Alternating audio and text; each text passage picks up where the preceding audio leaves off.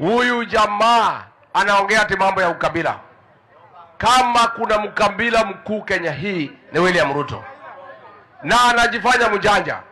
Pale National Treasury ameweka John Badi kama cabinet secretary. Chini yake amemwekea mtu anaitwa Chris Kiptoo. Huyo ndio anafanya kazi yote. Badi ni flower girl. Pale Inspector General Police ameweka Douglas Kaja.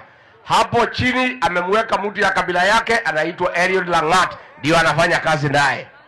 Pale Ministry of Lands ameweka Alice Wahome. Hapo chini amemweka Nixon Koril, ndio anaiba mashamba naye. Pale Ministry of Agriculture amedanganya Mutahi Kagwe. Hapo chini amemwekea mtu anaitwa Rono. Pale kwa Ministry of Water ameweka kijana anaitwa Mureithi. Hapo chini ameweka Koril.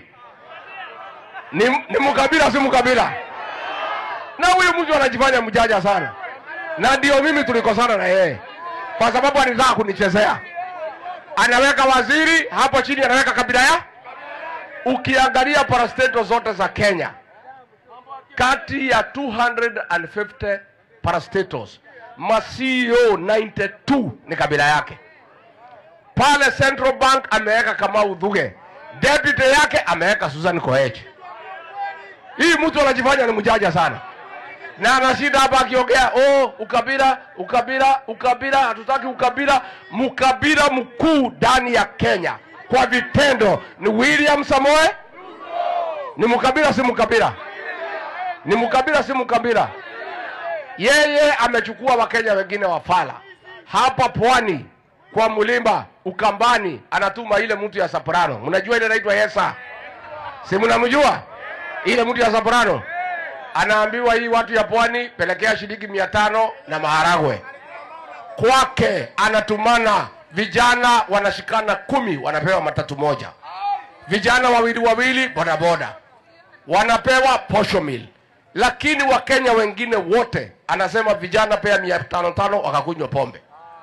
Pale kwetu anachukua wajumbe, anamwambia hii vijana yenu patieni 500 wakatupe mawe.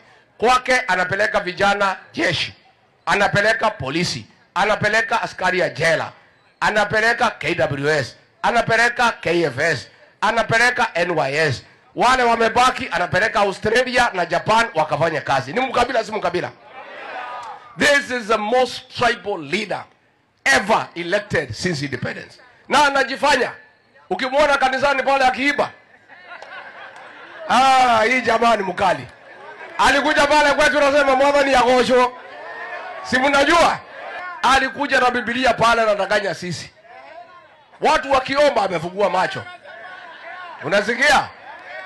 Alikuwa ni kondo ni fisi amevaa ngozi ya nini?